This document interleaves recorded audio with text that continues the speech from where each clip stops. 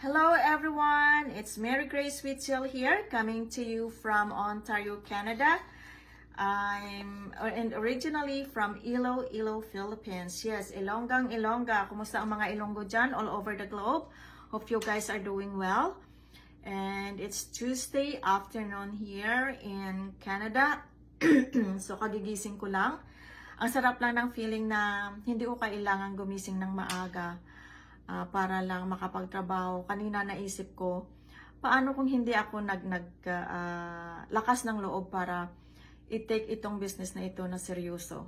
Siguro kanina, kahit madilim pa, nangangapa na ako para lang makapasok sa trabaho. But I am grateful and thankful na hindi ko pinakinggan ang mga discouragements at mga negative comments ng mga pamilya dito sa paligid ko. Right?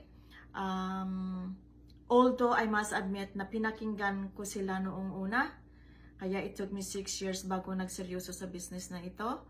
But now I'm here. I made it dahil ang rason ko is hindi sila magbabayad ng mga bills ko o mga pangangailangan ko kung walang-wala ako. Kaya talagang naglakas loob ako. Kahit pamilya mo pa yan, bakit kung walang-wala ka, babayaran ba nila yung mortgage mo? Tutulungan ka ba nila na bayaran yung mga bills mo? No way.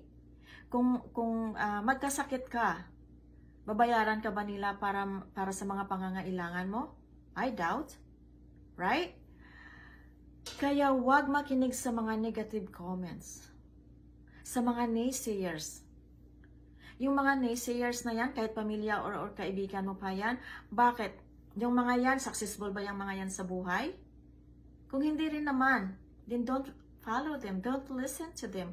Follow your gut. Right? Take action.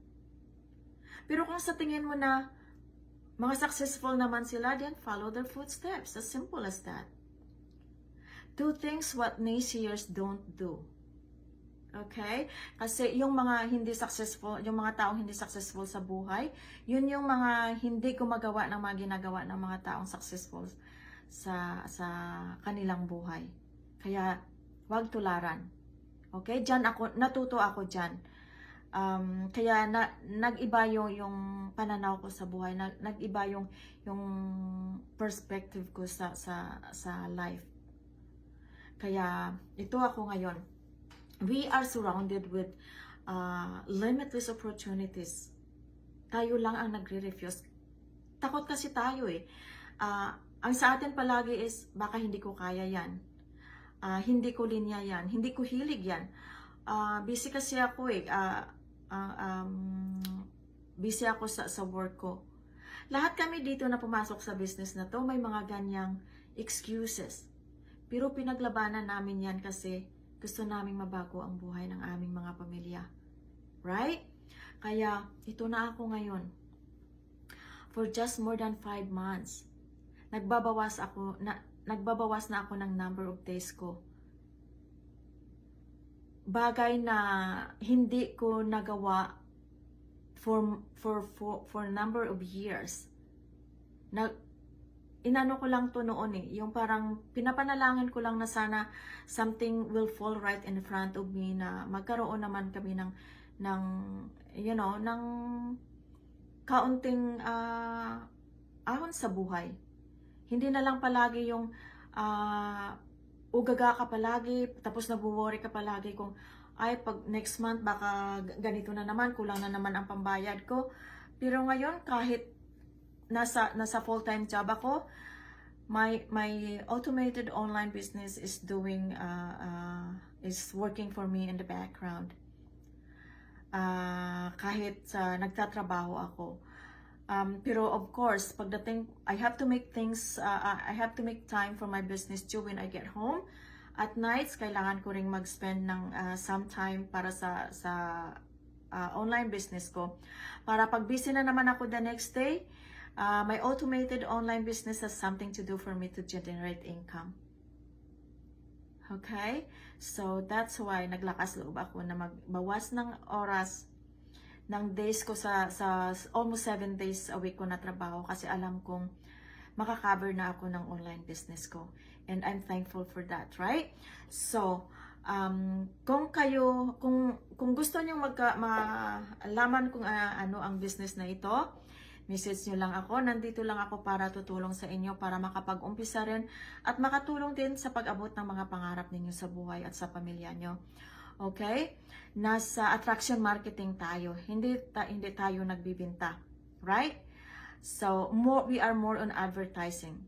Mag-a-advertise lang tayo ng mga business natin.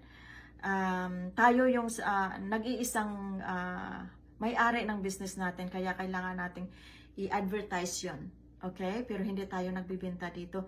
Our automated online business, a digital business, will do the rest to generate income, like massive income for us. Okay, guys? So, before I will say goodbye to you, I already received this blessings from my online business few days ago. Kaya lang nagiging busy ako kasi kailangan kong magtrabaho. So, kagabi umuwi ako, medyo late na. So, sabi ko bukas na lang kasi gusto kong i-share ito sa inyo. Siguro, ano na kayo dito, right? Familiar na kayo dito sa mga, sa mga envelope na to. So, we'll see. Okay? I'm just happy to share it with you guys. Just to let you know that this is real business, real people with proven results. Of course, real people because this is me here. I am real. I'm not a robot, right? So, okay. This is, okay, I want to show you guys, okay?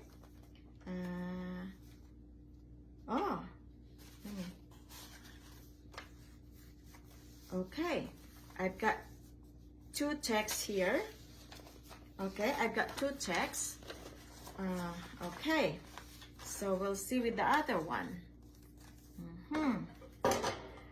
This is not to brag, guys, okay? This is not to brag. We are an attraction marketing. So, this is just purely to inspire those of you out there who are looking for side income or like other source of income to supplement your needs, right? And to those people who wants to have time and financial freedom, this is the perfect business for you guys.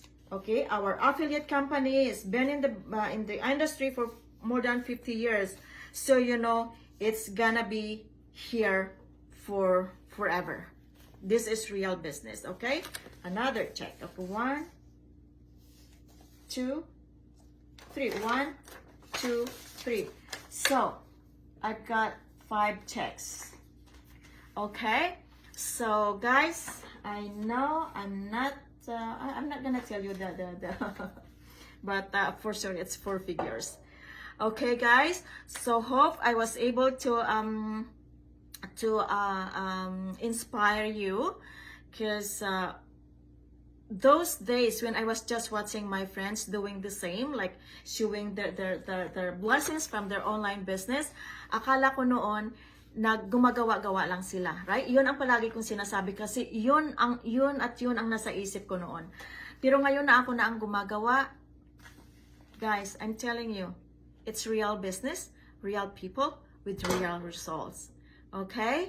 So I hope you were inspired and motivated to take action.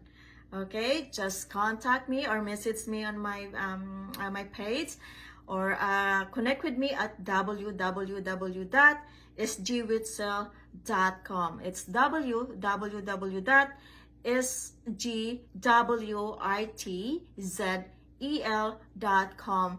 Okay, so have a great day, guys. We'll see you again next time.